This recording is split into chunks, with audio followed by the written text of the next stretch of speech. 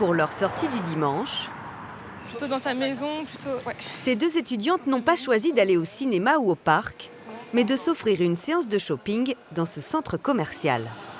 Il y a quoi comme magasin? Attends, regarde. Julie, avec la veste en jean, est venue de Bretagne pour le week-end.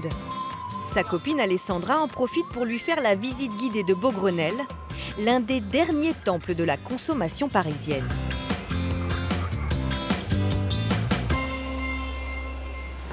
Et là-bas, c'est là-bas que je me suis acheté ma montre pour mon anniversaire. La noire? Ouais. Elle est belle, hein. Regarde, elle est jolie, mon rose. Ah ouais, il est sympa. Pour Julie, la Bretonne, se balader dans un centre commercial ouvert le dimanche a quelque chose d'exotique. Ah, c'est génial ça. Je viens de Brest et à Brest, tous les magasins sont fermés le dimanche. Donc en général, le dimanche, c'est très calme. Donc ici, je profite en fait, c'est sympa. Comme je suis là 3 jours, ben... Ah, c'est belle, 100 balles, hein. Je vais peut-être essayer. Ouais, essayez-les. Et tu vois que ça ira avec le pantalon que j'ai acheté hier ou pas? Les jeunes filles trouvent bien pratique que le dimanche devienne un jour comme les autres pour effectuer les achats qu'elles n'ont pas le temps de faire en semaine. Le dimanche, ben, voilà, c'est un jour où on a vraiment le temps. Ouais. Et on n'a pas besoin de s'organiser le samedi pour arriver à faire tout en même temps. On sait que le dimanche sera ouvert, qu'on pourra y aller aussi le dimanche. Et voilà, quand il fait pas beau, ben, voilà, c'est quelque chose, on peut sortir quand même, se promener. Donc c'est chouette, ouais, moi j'aime bien. Et vous aimeriez travailler le dimanche ? Bah, en fait... Non, enfin, ça dépend si j'ai travaillé toute la semaine ou pas. Mais Comme ces deux étudiantes, 2 Français sur 3 sont favorables à l'ouverture des magasins le dimanche. Mais ils sont tout autant à ne pas avoir envie de travailler ce jour-là. Une contradiction qui illustre bien toute la problématique autour du travail dominical. Au départ, la question ne se posait pas. Le dimanche, c'était le jour du Seigneur, réservé au repos et au repas en famille. Aucune tentation de faire les magasins, ils étaient fermés. Mais il y a 40 ans, un décret autorise les supermarchés à ouvrir le dimanche. Petit à petit, de nombreux commerces s'engouffrent dans la brèche. Et à partir des années 2000, d'autres secteurs obtiennent des dérogations pour ouvrir 7 jours sur 7. Comme les jardineries, les magasins d'ameublement et plus récemment, le bricolage. À côté de cela, des villes touristiques comme Deauville ou le Mont-Saint-Michel et certaines zones commerciales obtiennent aussi le droit d'ouvrir tous les dimanches. En août 2015, le ministre de l'économie Emmanuel Macron décide d'aller plus loin. Donner plus de vitalité, c'est aussi permettre, dans quelques zones à très fort potentiel économique et touristique, d'ouvrir en soirée et le dimanche, avec des compensations et des droits pour les salariés. Car c'est la condition pour capter de l'activité et créer plusieurs milliers d'emplois. Sa promesse, étendre l'ouverture des magasins le dimanche pour relancer l'économie. Merci, monsieur le ministre. Reportez nos salaires. Mais côté salarié, le sujet divise. Si certains sont prêts à travailler le dimanche pour gagner plus, d'autres ne veulent pas déroger au sacro-saint repos dominical. Les salariés du commerce, ce sont déjà les salariés les plus mal lotis de France en termes de salaire, en termes de temps partiel imposé. Ils en ont marre. Ils ne veulent pas que demain, ils n'aient plus le droit à des plages de repos communs avec les autres, à être obligés de travailler le dimanche, à être obligés de travailler la nuit. Alors, 8 mois après l'adoption de la loi Macron, l'ouverture du dimanche a-t-elle vraiment dopé le pouvoir d'achat ? Est-ce toujours une bonne affaire pour les commerçants ? Et les salariés sont-ils prêts à renoncer à leur dimanche en famille ?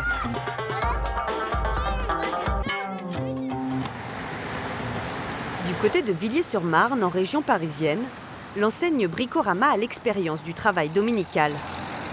Ce magasin de bricolage ouvre tous les dimanches depuis qu'il a obtenu une dérogation bien avant la loi Macron. Ici, on en est convaincu, cela n'a que des avantages pour l'emploi et l'économie. Et si vous pouvez me respecter la même logique de signature prix?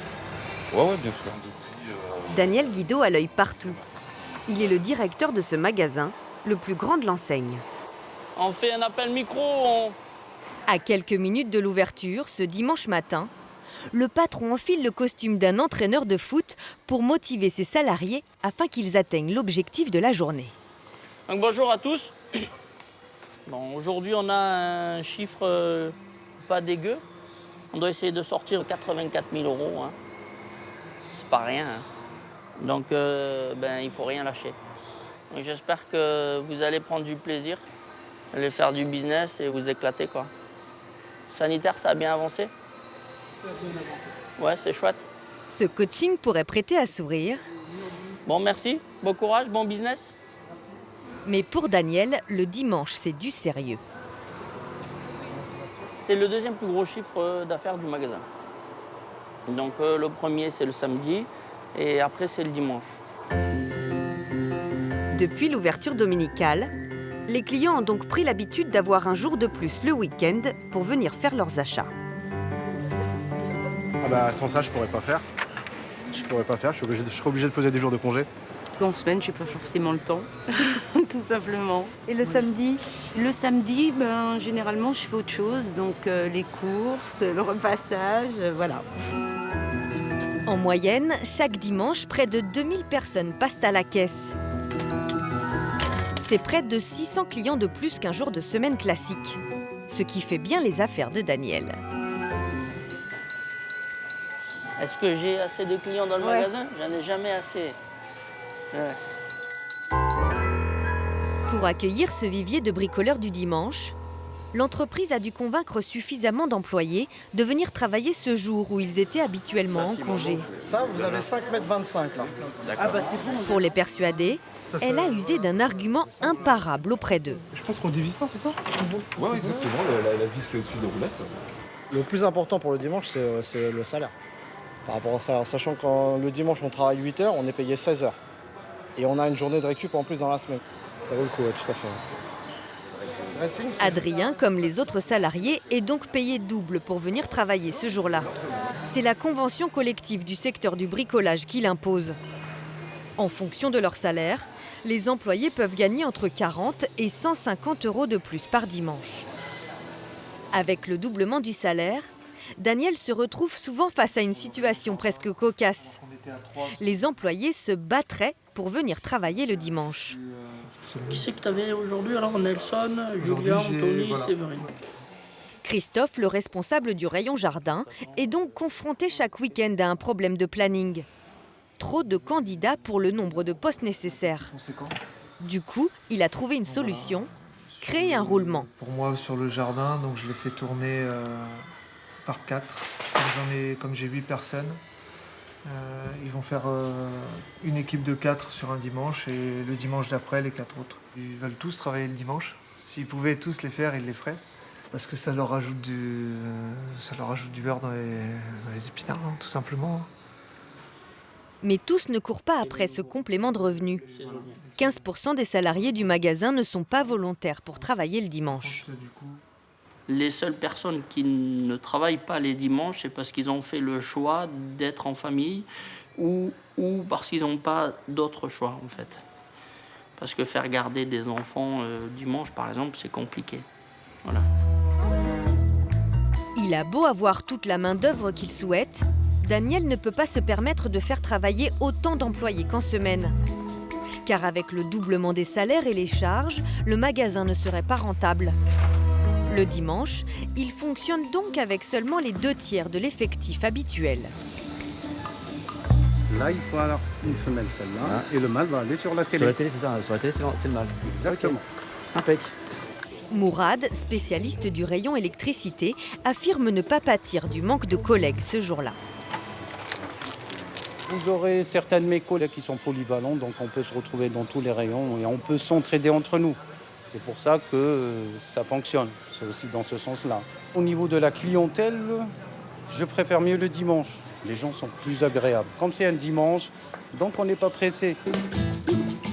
Des clients moins stressés et plus nombreux, des salariés volontaires et payés double, et un chiffre d'affaires dominical qui représente 20% du chiffre global. Tout a l'air d'aller pour le mieux chez Bricorama le dimanche. C'est ce genre de réussite qui a motivé le ministre de l'économie l'été dernier à étendre l'ouverture dominicale. Pour cela, Emmanuel Macron a pris une première mesure pour tous les commerces de France. Jusque-là, ils avaient l'autorisation d'ouvrir seulement 5 dimanches par an, souvent pendant les fêtes de fin d'année et les soldes. Ils ont désormais le droit d'ouvrir jusqu'à 12 dimanches dans l'année. Ces ouvertures exceptionnelles, on les appelle les dimanches du maire, car c'est le maire de chaque ville qui décide ou non d'appliquer cette mesure. Mais a-t-elle un intérêt pour toutes les villes françaises ? À Mont-de-Marsan, au cœur des Landes, les 31 000 habitants cultivent une douceur de vivre, bien loin de la frénésie des grandes agglomérations. À la mairie, celle qui a le pouvoir d'autoriser les magasins à ouvrir davantage le dimanche, c'est elle, Geneviève Darrieussecq. Pourtant, malgré la nouvelle loi, Madame le maire n'a rien voulu changer. Question de principe. On a autre chose à faire le dimanche et puis on appuie sur pause aussi. Voilà.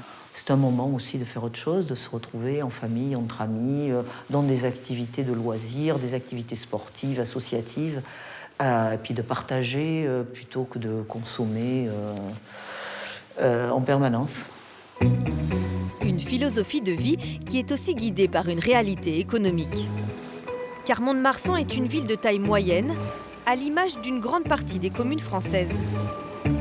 Elle possède un centre commercial et un petit centre-ville animé principalement en semaine et le samedi. Mais ici, en dehors des fêtes, il n'y a pas de frénésie d'achat. Du coup, aucun commerçant n'a demandé à Madame le maire de pouvoir ouvrir plus de dimanches par an. Ça va ? Ça va, oui, très bien. Toujours aussi joli vos décorations. Comme ce fleuriste François Daudignon, le président de l'association des commerçants. Il en est convaincu, pour lui comme pour tous les commerçants de la ville, ouvrir plus de 5 dimanches par an ne va pas les pousser à embaucher. Cela pourrait même leur faire perdre de l'argent, faute de clients. Moi, à titre personnel, on sent qu'on a toujours autant de clients, mais le pouvoir d'achat a baissé. Nous, notre panier moyen a baissé. Comme je dis, celui qui n'a pas de pouvoir d'achat le samedi, il ne va pas l'avoir le dimanche.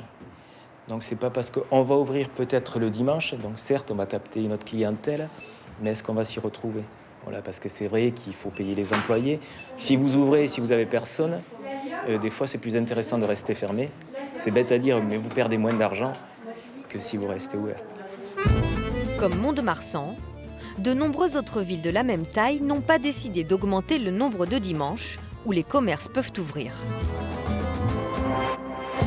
Mais au-delà des 12 dimanches du maire, Emmanuel Macron a aussi créé dans les villes les plus touristiques des zones où les commerces peuvent ouvrir tous les dimanches de l'année, comme à Paris. Avant, seules quelques rues très fréquentées avaient le droit d'ouvrir 7 jours sur 7, comme les Champs-Élysées ou à Montmartre. Depuis la loi Macron, cette autorisation a été étendue à 12 quartiers de la capitale, une surface désormais 20 fois plus grande qu'avant. Alors les intéressés y trouvent-ils leur compte ? Depuis 5 mois, le centre commercial Beaugrenelle l'affiche fièrement sur sa façade. Ses boutiques sont ouvertes tous les dimanches. À 34 ans, Frédéric Salette est le directeur de ce centre qui rassemble 110 enseignes. L'ouverture dominicale, il la bénit déjà chaque week-end, car elle a fait son effet. Elle a boosté l'affluence de son centre commercial. Il est à peu près 15h, il est bientôt 15h. Il est 15h et on est sur une fréquentation qui va monter crescendo. Vous allez voir dans 1 heure, on va avoir encore un petit peu plus de monde. Et voilà, pour une première journée de printemps, un premier dimanche de printemps, c'est plutôt satisfaisant. Selon le directeur, 40 000 personnes viendraient y faire leurs courses chaque dimanche. Une manne pour la plupart des commerçants qui voient ainsi leur chiffre d'affaires grimper. Comment allez-vous ? Ça va bien ? Oui, ça va bien. Bon, Oui. comment se passe cette Bonjour. journée ? Comme d'habitude, le dimanche, vous voyez, on a beaucoup de monde, on est presque complet. Et puis voilà. Bernadette Simon a implanté son stand de manucure il y a 3 mois et demi. Et le succès est arrivé immédiatement. On s'est aperçu qu'on avait beaucoup de monde et qu'il fallait ouvrir. Et je pense qu'on va être obligé d'embaucher là parce que le dimanche est une journée très chargée. Voilà. Oui. Comme chez Bricorama, Madame Simon paye double les esthéticiennes ce jour-là. Mais dans ce centre commercial, tous les salariés ne sont pas logés à la même enseigne. Car dans sa loi, le ministre n'a pas précisé un petit détail qui a son importance.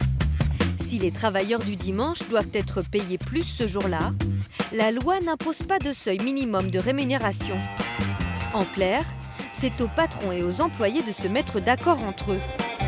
Et ça peut vite devenir le Far West.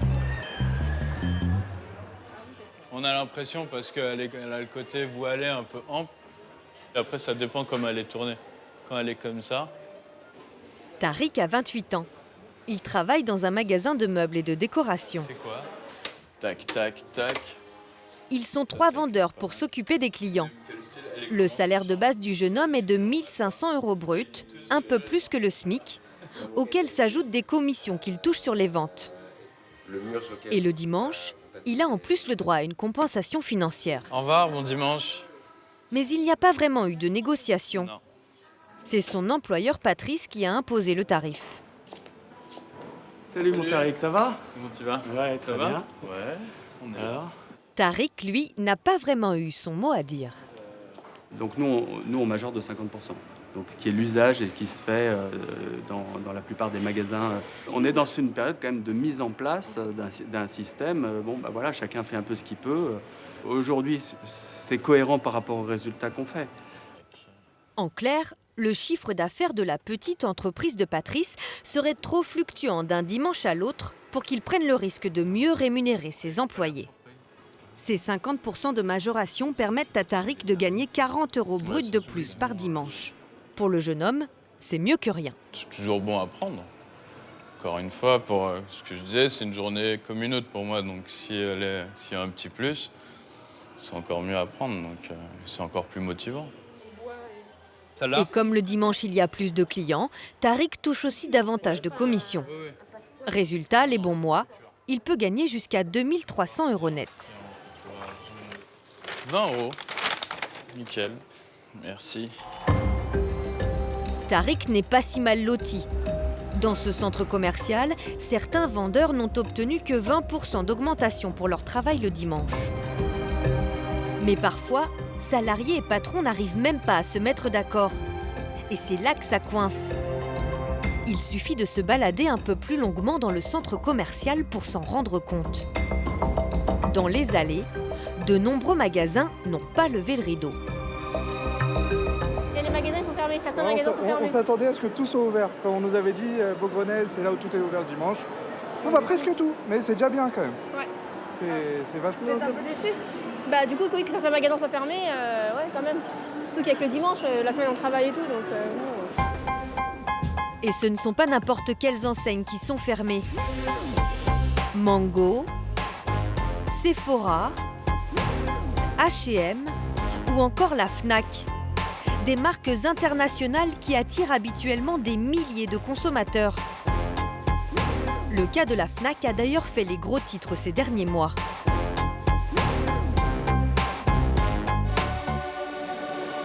L'homme qui souhaite à tout prix pouvoir ouvrir les magasins Fnac le dimanche, c'est lui, Philippe Piron. Pour ce responsable des ressources humaines, ce serait une question de survie de l'entreprise. Surtout depuis la concurrence croissante des sites de vente sur Internet, où les clients peuvent faire leurs achats 24 heures sur 24, même le dimanche. Je ne crois pas aujourd'hui à ce que deux règles du jeu puissent cohabiter, c'est-à-dire à savoir des enseignes qui pourraient ouvrir 7 jours sur 7 et une enseigne qui n'ouvrirait que 6 jours sur 7. Il est important, il est vital pour l'enseigne de Fnac d'être ouvert le dimanche. C'est évidemment donc un enjeu pour nous économique, mais c'est d'abord et avant tout un enjeu de compétitivité. Et pour convaincre les salariés, la direction leur a même fait une proposition qui paraît plutôt généreuse. Pour l'ensemble des salariés de la Fnac, non seulement nous avons un paiement double pour la totalité des dimanches, et on ira même jusqu'à paiement triple pour les 12 plus gros dimanches de l'année, ce qui est évidemment important pour nos salariés. À cela vient s'ajouter un forfait de 60 € pour les frais de garde d'enfants et le remboursement d'une partie des frais de transport. La direction invoque même un autre argument. Grâce à l'extension des ouvertures dominicales, des emplois pourraient être créés. Malgré toutes ces promesses, le travail du dimanche fait débat au sein des syndicats de la Fnac. Comme à la CFTC, où aujourd'hui c'est la réunion annuelle. On va s'installer, d'accord. Autour de la table, il y a ceux comme Bruno Marc qui considèrent qu'ils ne peuvent plus lutter contre une évolution de la société de consommation. Je pense que c'est malheureusement ce qui va se passer dans les années à venir dans la France entière. Il va y avoir de plus en plus de magasins ouverts le dimanche, de plus en plus de magasins. Et il faut aujourd'hui négocier les meilleures conditions possibles pour les salariés qui se portent volontaires. J'ai plus envie de travailler le dimanche, mais je ne veux pas empêcher mes collègues qui veulent travailler d'y aller. Voilà, pour être clair. Mais certains restent encore sceptiques sur un point fondamental, pourtant garanti par la loi, c'est le volontariat. Une future loi. Ils craignent une pression insidieuse de leur employeur pour les obliger à travailler le dimanche. C'est une plaisanterie, le volontariat. Moi, je suis délégué syndical, secrétaire du CE, secrétaire du CHSCT. On me demande 4 fois pourquoi je ne travaille pas le dimanche. Et en sous-jacent, bien sûr, qui est-ce qui valide mes vacances si demain on me dit, Christophe, tu vas prendre tes vacances en septembre quand tes enfants sont en classe, qu'est-ce que je vais dire? Je vais tirer la gueule, je vais faire ma grande gueule et je vais travailler le dimanche. Voilà. D'accord, tu as un accord où le volontariat il sera stipulé. Ça n'existe pas, le volontariat, dans la mesure où c'est qu'une théorie, c'est quelque chose d'illusoire. Comment veux-tu être volontaire par rapport à un patron qui détient tous les pouvoirs et qui signe tes vacances et qui signe tout ce que tu demandes? Moi, je suis pas d'accord avec ça. Moi, dans l'accord, il y a le volontariat, ça sécurise le volontariat pour les salariés, et justement, c'est le point fort. Malgré ces divergences, ce syndicat s'est dit finalement prêt à accepter la proposition de la direction de la Fnac. Mais ce n'est pas le cas de tout le monde. Les 3 syndicats majoritaires ne veulent pas entendre parler du travail du dimanche. Et cela fait maintenant près de 4 mois que ça bloque. Alors cette peur d'être forcé à accepter de travailler le dimanche pour maintenir son emploi est-elle justifiée? À Beaugrenelle, la réalité du volontariat commence déjà à évoluer. Ah, ça va pas chercher bien loin. Bien loin, ça dépend pour qui. 239. C'est tout, c'est pas mal. Nous retrouvons Tariq, le vendeur de meubles. Ah non. Patrice, son patron, l'a recruté au moment où il a commencé à ouvrir sa boutique tous les dimanches. Il ne s'en cache pas. S'il a embauché Tariq et ses collègues à plein temps, c'est à la condition essentielle qu'ils acceptent de travailler ce jour-là. Le gros de l'activité, c'est samedi et dimanche, donc il faut travailler le samedi et le dimanche. Et s'ils avaient refusé de travailler le dimanche? Ils pouvaient refuser, mais ils n'auraient pas été pris. Enfin, ils candidataient en connaissance de cause, voilà. Nous, on recrute aujourd'hui des gens qui ont envie de travailler le dimanche. Donc il faut avoir l'envie, c'est un peu un des maîtres mots. Il faut avoir envie de vendre, envie de réussir dans la vie, envie de se lever tôt, envie de travailler. On ne recrute pas des gens qui n'ont pas envie. Un discours plein de volonté et pourtant discriminatoire. Car dans le cadre de ces nouvelles zones commerciales, un employeur n'a pas le droit de refuser un poste à un candidat au seul prétexte qu'il ne voudrait pas travailler le dimanche. Mais Patrice va même plus loin. Si jamais Tariq n'a plus envie de travailler le week-end entier, il peut préparer son CV. Quelqu'un comme Tariq, si un jour il me dit je veux plus travailler le dimanche, il sait très bien qu'il faudra qu'il trouve un boulot ailleurs. Ah oui? Je pense. Dans sa tête, ça paraît clair, non? C'est vrai? Moi, quand j'ai été embauché, j'ai dit clairement que j'étais disponible le dimanche, et c'est le cas. Donc, Enfin, moi, ça me choquerait pas. Maintenant, je ne sais même pas comment ça va se passer. Travailler le dimanche, vous lui dites non. Je lui dirais, s'il veut plus travailler le dimanche, je pense que c'est lui. Enfin, il faudrait lui poser la question à lui. Mais il comprendra bien que ça pose un problème pour une petite entreprise comme la nôtre. Si lui, je lui dis qu'il peut ne pas travailler le dimanche, les autres, ils vont me dire pourquoi pour Tariq, t'as dit que tu pouvais pas, etc. Donc, mais comme il est intelligent et honnête, il va comprendre tout ça. Et je dirais que c'est pas un drame si finalement il doit partir, il partira. Et on restera bon copain. Et je pense qu'il ne m'en voudra pas. Et puis voilà, c'est la vie. C'est la vie, ouais, c'est ça. Pour le moment, la question de l'avenir de Tariq ne s'est pas posée et il continue de vendre des meubles le dimanche. Bon, à demain, Corinne. Comme lui, 20% de Français travaillent ce jour-là. Et ils pourraient être encore plus nombreux, car de nouvelles zones ouvertes 7 jours sur 7 devraient voir le jour prochainement en France.